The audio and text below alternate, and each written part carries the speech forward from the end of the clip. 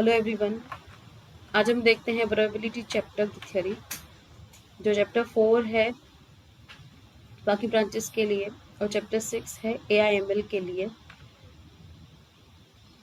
PPT जो PPT represent कर रही हूँ उसकी PDF आपको डिस्क्रिप्शन बॉक्स में मिल जाएगी, और उसके अलावा ऑल इन वन यानी कि सभी चैप्टर्स के theory, question bank and solution, इसकी PDF भी आपको इसमें डिस्क्रिप्शन बॉक्स में मिल जाएगी। प्रोबेबिलिटी चैप्टर स्टार्ट करते हैं। प्रोबेबिलिटी में कुछ बेसिक डेफिनेशन है जो हमें पता होने चाहिए, जो हम पहले देखने वाले हैं इस चैप्टर में। उसके बाद प्रोबेबिलिटी की डेफिनेशन देखेंगे। सो कंटेंट के थ्रू जाते हैं। सबसे पहले सर्विस कंटेंट है यहाँ पे। डेफिनेशन ऑफ रैंडम एक्सपेरिमेंट, जिससे प्रोबेबिलिटी रिलेटेड है। Sample space, event, occurrence of event and types of event, जिसमें है impossible, mutually exclusive, exhaustive, equally likely events. Okay, तो यहाँ पे रैंडम एक्सपेरिमेंट, जिस पे प्रोबेबिलिटी सबसे पहले जो प्रोबेबिलिटी फाइंड करते हैं हम रैंडम एक्सपेरिमेंट की करते हैं। एक एक्सपेरिमेंट जिसका कोई भी आउटकम हो सकता है, बट एक लिमिटेड आउटकम में से कुछ हो सकता है। ठीक है, रैंडम एक्सपेरिमेंट जिसकी रिजल्ट कुछ भी हो सकता है। Like sample space.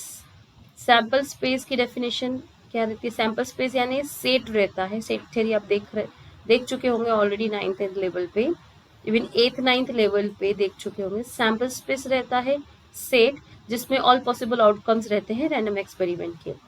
इवेंट ये सबसेट रहता है, मतलब रहता सेट ही है, पर सैम्पल स्पेस में से एलिमेंट्स यानी कि जो इस सेट में एलिमेंट्स रहते हैं वो सैम्पल स्पेस के कुछ एलिमेंट्स रहते हैं, तो इसे कहते हैं event. And occurrence of event यानी इवेंट का होना, इवेंट के फेवर में जो एलिमेंट्स हैं उनमें से कोई अगर आउटकम आता है तो उसको कहते हैं occurrence of event. Type of event, इस टाइप ऑफ इवेंट में हम लोग देखें इम्पॉसिबल इवेंट। इम्पॉसिबल मतलब जो इवेंट अकर नहीं कर सकता, यानी जिसकी प्रोबेबिलिटी 0 हो। म्यूचुअली एक्सक्लूसिव इवेंट, ऐसे इवेंट्स, म्यूचुअल एक्सक्लूसिव यानी दो इवेंट्स के कंपैरिजन है।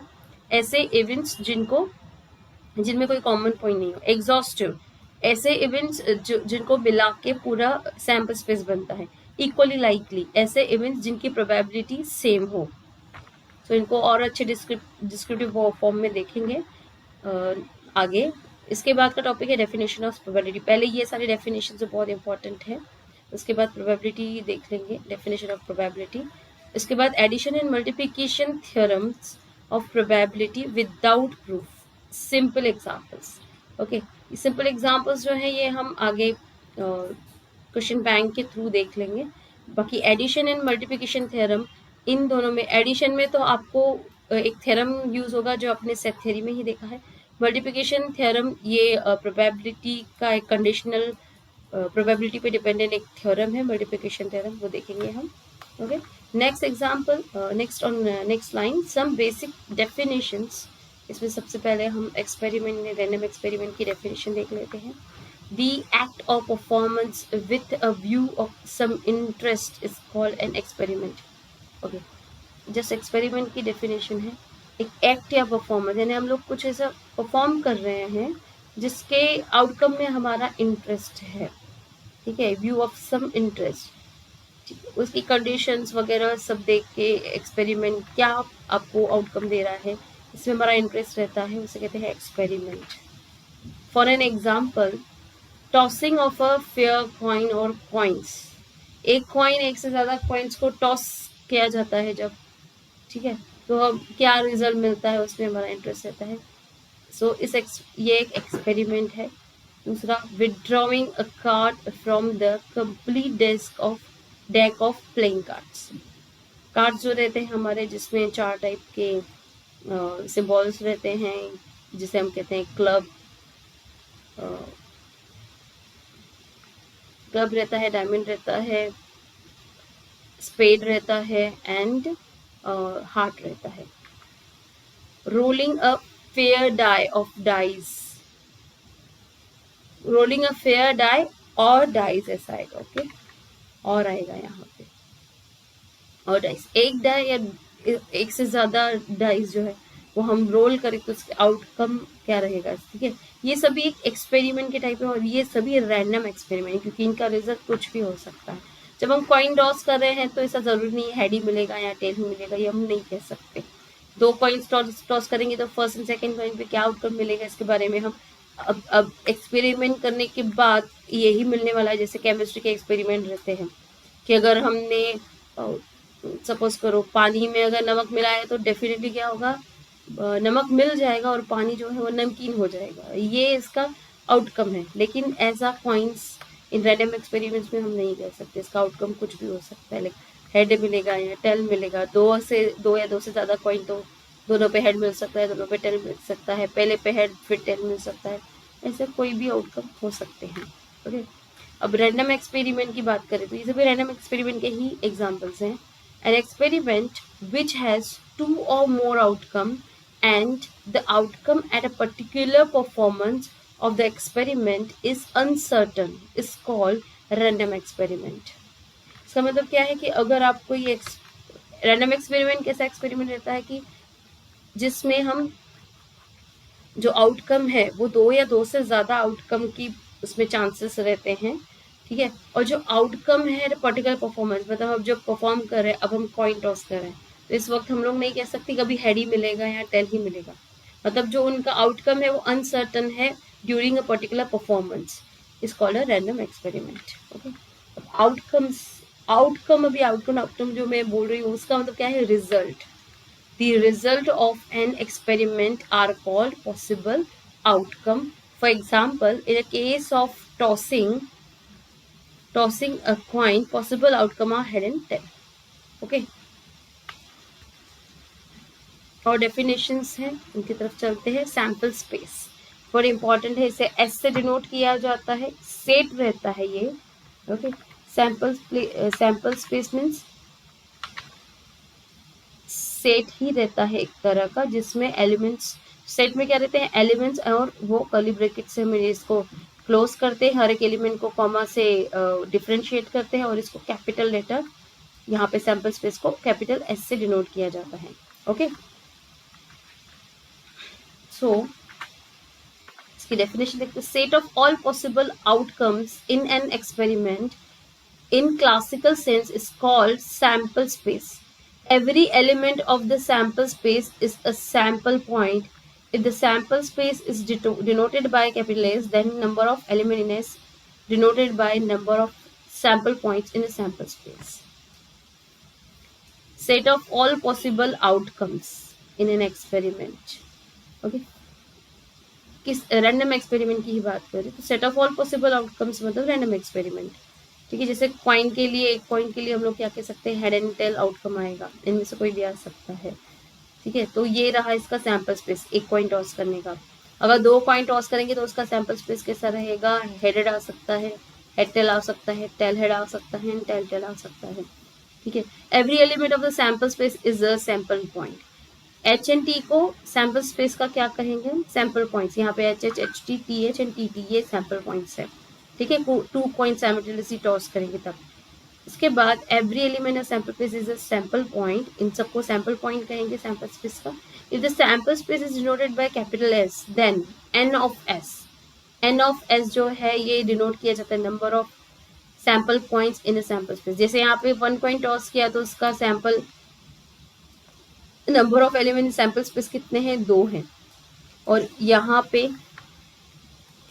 पे सैम्पल स्पेस 2 पॉइंट्स जो टॉस करेंगे उसके सैम्पल स्पेस के कितने एलिमेंट्स हैं, 4 हैं, यानी 2^2। अगर 3 कॉइन टॉस करेंगे तो उसके सैम्पल स्पेस में कितने एलिमेंट आएंगे, 2^3। सो आगे हम बढ़ते हैं। सैम्पल स्पेस की डेफिनेशन आई थिंक समझ में आ गई हो। For example, tossing a coin sample space is ht, therefore number of element in sample space is 2। इसके बाद tossing 2 coins simultaneously or one after one, sample space में मिलेगा उसके hh ht th tt, यानी number of element in S is what, 4। okay, और next line, rolling an unbiased fair die, यानी जिसके manufacturing में डिफेक्ट नहीं है, a die which has 1 2 3 4 5 6 dots on all faces, all 6 faces. Okay, so अगर ऐसा die हम थ्रो करते हैं जिसके मैन्युफैक्चर में डिफेक्ट नहीं है, अनबायस्ड है, फेयर है, तो उसके सैंपल स्पेस क्या आएगा 1 2 3 4 5 6, यानी उसमें कितने एलिमेंट रहेंगे 6। तो किसी भी रैंडम एक्सपेरिमेंट को के लिए हमें सबसे पहले सैंपल स्पेस देखना पड़ेगा, उसमें कितने एलिमेंट है वो देखना पड़ेगा, तो ही हम प्रोबेबिलिटी फाइंड करने के लिए आगे जा सकते हैं। एंड हम लोग प्रोबेबिलिटी फाइंड करते हैं किसी सबसेट की। सैंपल स्पेस क्या है, ये सेट है, उसके सबसेट्स की। सबसेट्स मतलब, अब नेक्स्ट लाइन पे आते हैं, सैंपल स्पेस के सबसेट्स को क्या कहा जाता है, जिनकी प्रोबेबिलिटी हम लोग फाइंड करते हैं। Any subset of a sample space associated with a random experiment is called an event. Sample space के सबसेट को कहा जाता है इवेंट। ओके, सैंपल स्पेस किसका, रैंडम एक्सपेरिमेंट का। For example, in an experiment of rolling a fair die, अगर हम एक डाई थ्रो कर रहे हैं, मतलब जिसमें सैंपल स्पेस क्या रहेगा 1 2 3 4 5 6 रहेगा, उसमें अगर एक इवेंट हम कंसिडर करते हैं, the number on the upper face of die is an event, is event, sorry, is event. So 2 4 6, okay, 2 4 6 element है जो इवन अपर फेस पे मिलेंगे और इवन है, तो ये रहे सैंपल स्पेस में 2 4 6। ठीक है, ये इस इवेंट ए के फेवर में है। So occurrence of an event, अब दूसरी डेफिनेशन देख रहे हैं, an event A is said to occur when the outcome of a trial of random experiment belongs to the set A. Suppose करो जैसे कि हमने यहाँ पे सेट ए कंसिडर किया है, इवेंट इवन नंबर्स का सेट है, सैंपल स्पेस क्या है यहाँ पे, रोलिंग अ डाई। उसमें अगर हम सपोज करो पर्टिकुलर परफॉर्मेंस एक परफॉर्म कर रहे हैं, ट्रायल कर रहे हैं रैंडम एक्सपेरिमेंट का, और हमें 4 मिलता है, ठीक है, और 4 ए में बिलोंग कर रहा है यहाँ पे, मतलब ए हुआ, ठीक है, इवेंट ए अकर हुआ, ऐसा कहेंगे। Example, A is a event, the number of the upper faces is an event, that is a is equal to 2 4 6 and 2 belongs to a.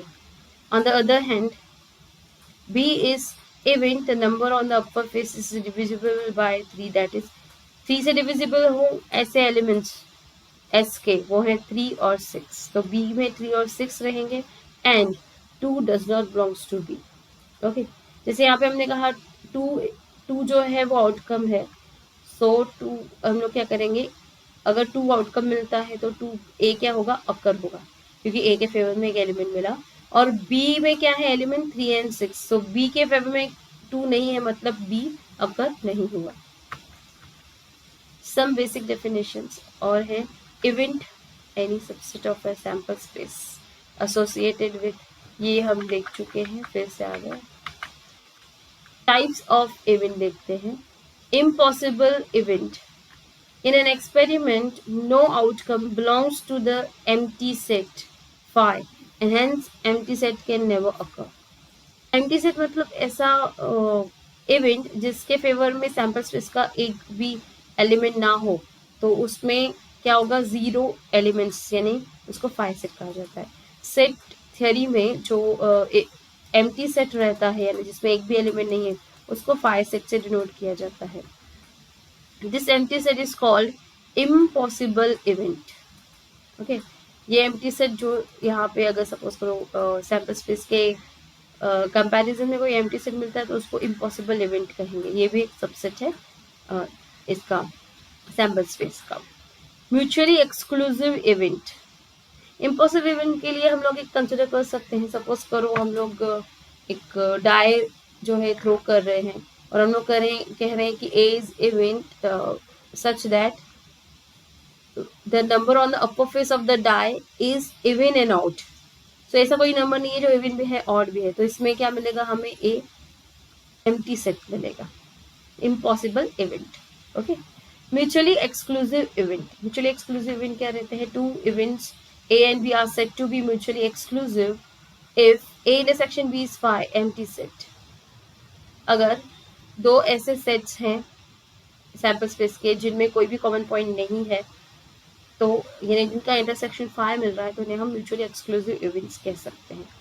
Okay, exhaustive events, mutual exclusive के लिए हम लोग consider कर सकते हैं, सपोज करो S जो है सैम्पल स्पेस है 1 2 3 4 5 6 रोलिंग अ डाई, ठीक है। ए है set of even numbers on the upper face and B है set of odd number on the upper face 1 3 5।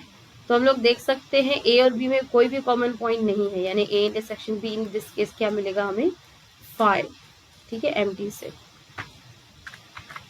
सो हम अभी आते हैं एग्जॉस्टिव इवेंट की तरफ। Two events A and B are said to be exhaustive events if A union B is as sample space। दो ऐसे set जिसमें मैंने अभी यहाँ पे A और B कंसिडर किया था, A is 2 4 6 and B is 3 1 3 5, okay. और सैम्पल स्पेस था रोलिंग डाई का 1 2 3 4 5। अगर सपोज करो हम जैसे हमने यूनियन इंटरसेक्शन से देखा है सेट थ्योरी में, तो union of A and B दोनों इवेंट्स को अगर हम यूनियन कर दे तो हमें फिर से 1 2 3 4 5 6 ये सेट मिलेगा which is equal to sample space. तो हम ए और बी को यहाँ पे क्या कहेंगे, एग्जॉस्टिव इवेंट्स, ओके। और next line, types of events, equally likely events, two or more events with equal probability of occurring are said to be equally likely events. They may be elementary or compound event. Compound event मतलब उसमें एक से ज्यादा element हो सकते हैं, elementary मतलब उसमें एक ही एलिमेंट हो सकता है, ओके। ऐसे कोई भी दो सेट्स, दो या दो से ज्यादा इवेंट्स जिनके होने के चांसेस जो हैं सेम है, उन्हें हम कहते हैं equally likely. For example, in the experiment of tossing a coin, event A is getting head and B is event getting tail. In this experiment, both the events A and B have the same chance of occurrence. Therefore, events A and B are said to be equally likely events. A and B have the same chance of occurrence, जिसमें हम एक coin अगर toss करें तो head और tell आने के chances जो है वो हाफ 50-50% है, यानी 1/2 प्रोबेबिलिटी कह सकते हैं उसको, ठीक है। सो इसीलिए हम ए और बी को क्या कहेंगे in this example, equally likely events कहेंगे, क्योंकि दोनों की प्रोबेबिलिटी या दोनों के चांसेस ऑफ अकरिंग सेम है। और next line, definition of probability, हम आए प्रोबेबिलिटी की डेफिनेशन की तरफ। The probability of an event A is denoted by probability of A, P of A। N of A जैसे हम डिनोट करते थे वो रहता था number of element in A, अब P of A मतलब प्रोबेबिलिटी ऑफ A। और उसकी डेफिनेशन क्या रहती है वो देख लेते हैं हम। इसकी डेफिनेशन है, classical definition of probability is P of A equal to number of element in a favor of event A upon number of element in a favor of sample space, okay। That is number of sample points favorable for the event A upon total outcome possible in a equiprobable sample space, okay। sample space जिसमें ऐसे events हैं, elements हैं जिन equally likely possibility है जिनके, ठीक है। और इस इवेंट ए के फेवर में जितने भी सैम्पल पॉइंट्स हैं उनको हम डिवाइड करेंगे टोटल नंबर ऑफ आउटकम्स से, तो हमें मिलेगा probability of event A.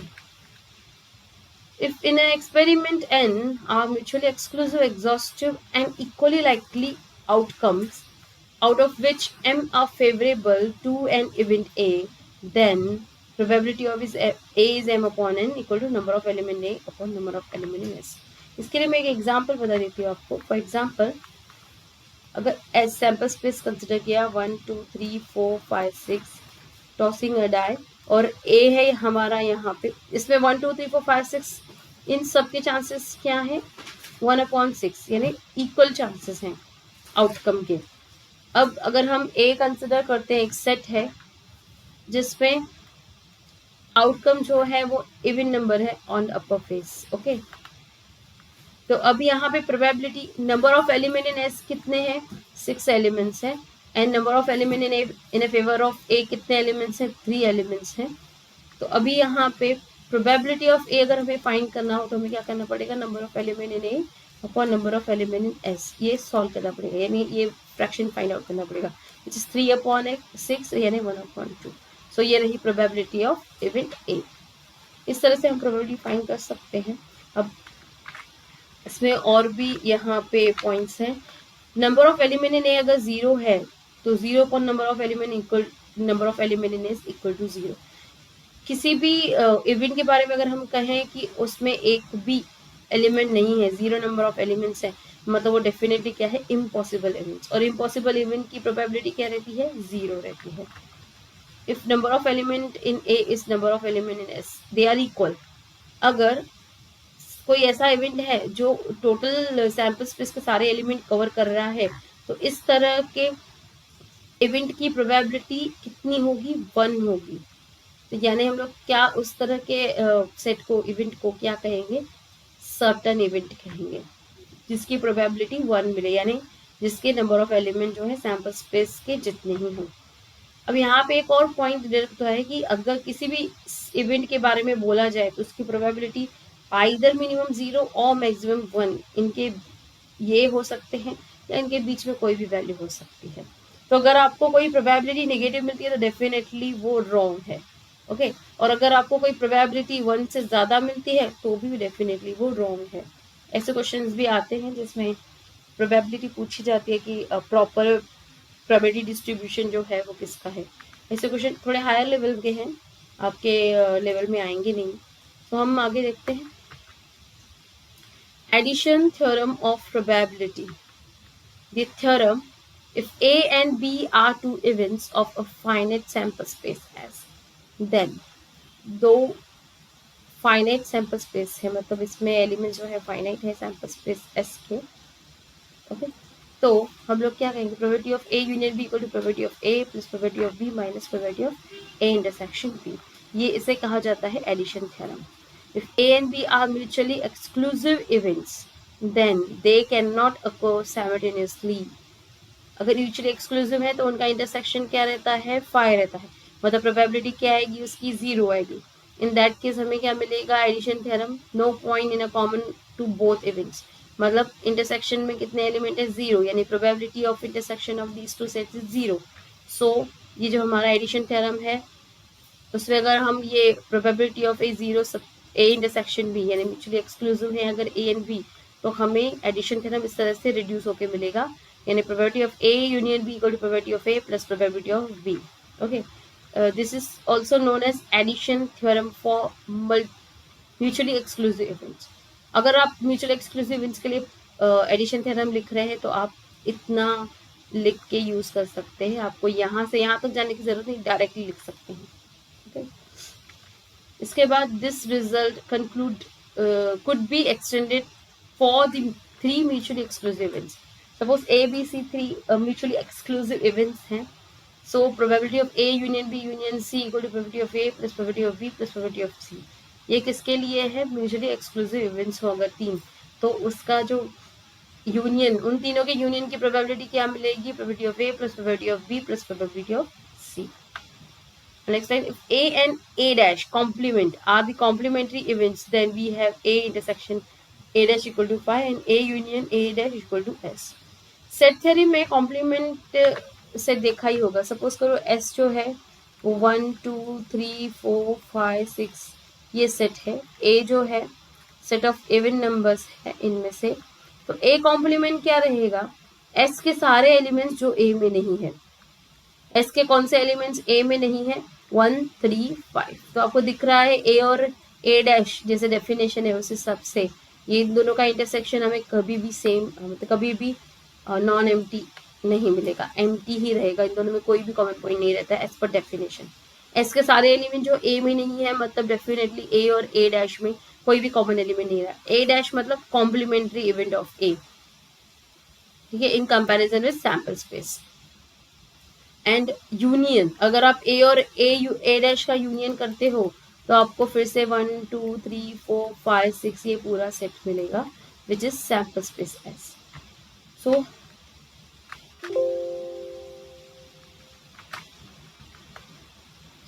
number of element in A intersection A dash is 0 and number of element in A union A dash is total number in a sample space. In this case, probability of A intersection A dash is 0 and probability of A union A dash is 1, definitely. क्योंकि ए union A dash क्या हो गया, sample space के जितने element है मतलब वो हो गया सर्टेन इवेंट। सर्टेन इवेंट की जैसे हमने देखा पिछले स्लाइड में, सर्टेन इवेंट की प्रोबेबिलिटी 1 रहती है। और यहाँ पे ए इंटरसेक्शन ए कॉम्प्लीमेंट जो है इसके ये क्या है, म्यूचुअली एक्सक्लूसिव, यानी कि जिसमें एक भी एलिमेंट नहीं हो, 0 एलिमेंट्स हो। ठीक है, तो उस यानी कि ये क्या है, इम्पॉसिबल इवेंट। इम्पॉसिबल इवेंट्स की प्रोबेबिलिटी क्या रहती है, 0 रहती है। अब अगर हम यहाँ पे एडिशन थ्योरम यूज करें तो हम लोगों को क्या मिलेगा, b equal to A dash substitute करने के साथ हमें मिलेगा probability of A union A dash equal to probability of A plus probability of A dash minus probability of A intersection A dash. अब जैसे कि हमने देखा कि ए इंटरसेक्शन ए डैश क्या है, इम्पॉसिबल इवेंट, तो इसकी 0 आएगी प्रोबेबिलिटी। और ए यूनियन ए डैश क्या है, सर्टेन इवेंट, उसकी प्रोबेबिलिटी क्या है, 1 है। ये वैल्यूज अगर हम सब्सटीट्यूट करते हैं तो हमें आगे मिलेगा 1 equal to probability of A plus probability of B minus 0। Okay, अब हम इसे सिंप्लीफाई कर सकते हैं, probability of A plus probability of A dash equal to 1। या फिर इसमें से एक और डिडक्शन निकाल सकते हैं जो हमें बहुत यूज हो सकता है, probability of A dash equal to 1 minus probability of A. ये बहुत ही इंपॉर्टेंट डिडक्शन है, यूज होता है ये प्रॉब्लम सॉल्व करते हुए। Multiplication theorem of probability and conditional probability. Multiplication theorem, P probability of B upon A is called conditional probability of event B under the condition that A has occurred। जब भी आपको probability of B upon A find करने के लिए कहा जाए तो आपको क्या बोला गया कि A हो चुका है, अगर A कंप्लीट हो चुका है तो B की प्रोबेबिलिटी अब क्या रहेगी, क्योंकि A के होने पे B डिपेंड करता है। फॉर एग्जाम्पल अगर मैं आपको बताऊं कि अगर सपोज करो जो एस जो है सैम्पल स्पेस, ये ड्राइंग अ कार्ड है, drawing a card from a spade of a 52 cards. 52 card जो है हमारे, उसमें से एक कार्ड ड्रॉ कर रहे हैं। ठीक है, अब ए जो है वो इवेंट है, red card is drawn. Okay,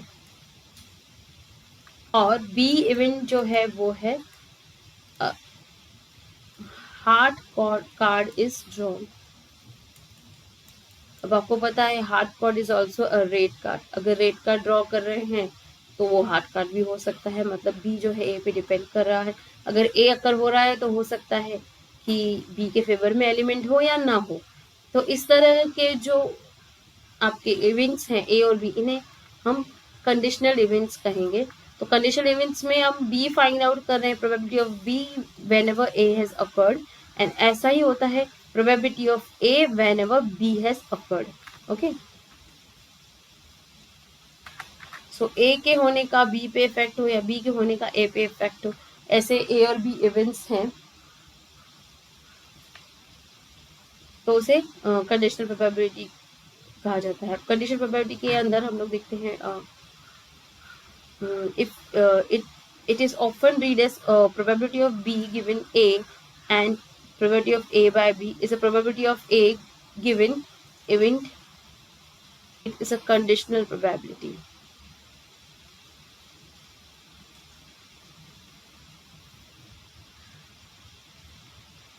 okay, यहाँ पे probability of B by A लिखना था।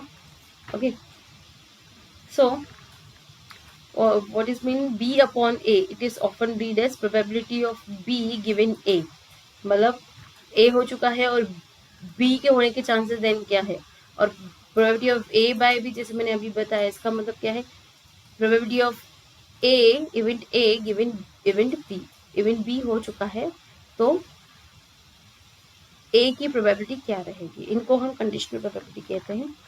If A and B are any two events from sample space S, then probability of A equal to probability of A into probability of B upon A।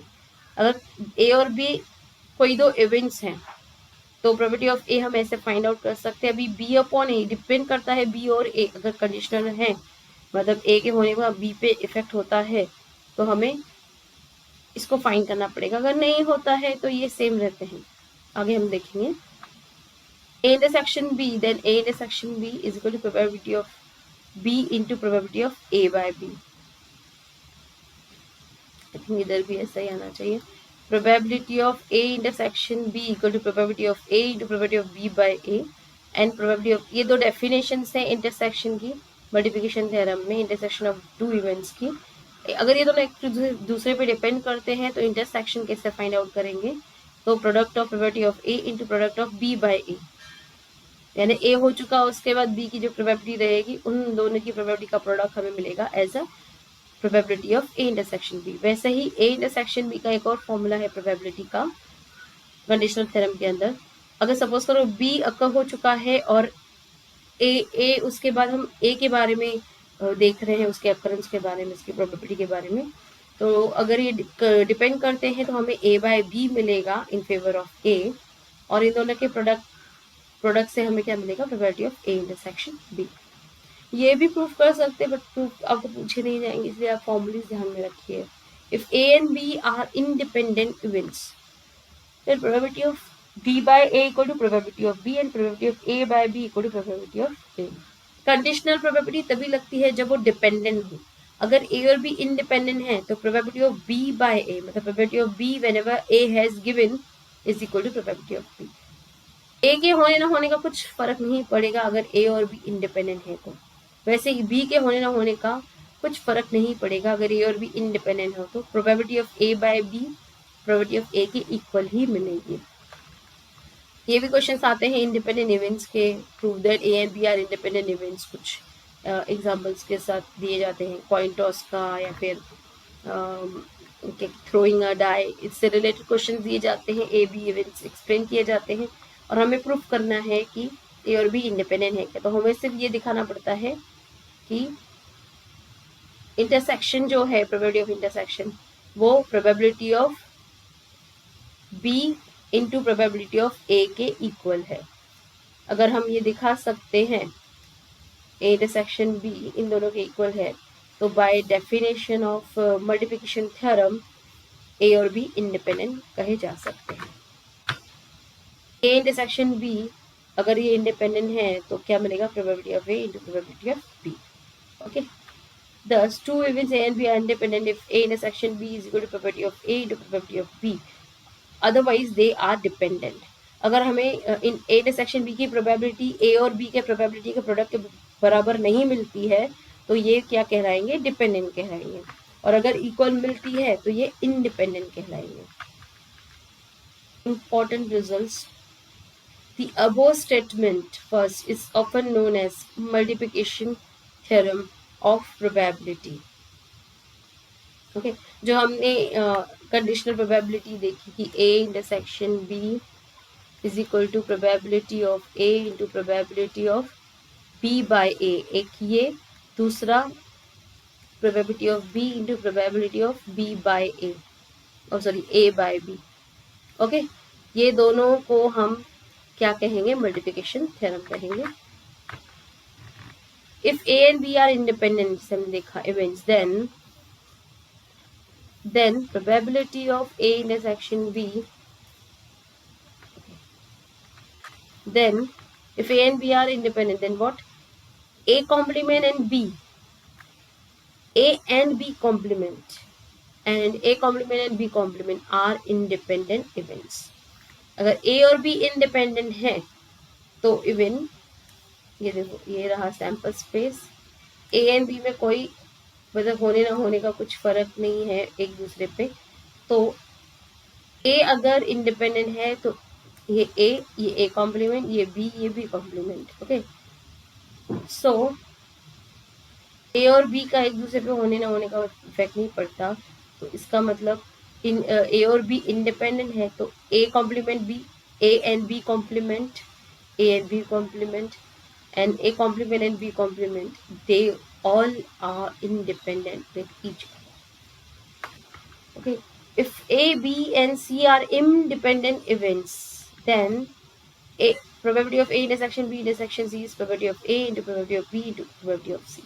ये important है, ये भी important है, और जो हम लोगों ने इससे पहले देखा probability of a intersection b equal to probability of a into b independent events के लिए, ये भी important है डेफिनेशन। ठीक है, ये सारे रूल्स हमें ध्यान में रखने हैं, ये आपको फॉर्मूलीज में भी मिल जाएंगे पीडीएफ में, आपके वन एंड ऑल में जो पीडीएफ दिया है अंडर दैट हेडिंग, उसमें सभी चैप्टर्स हैं उसके, और फॉर्मूलीज है लास्ट में, सो प्लीज़ रेफर कर लेना।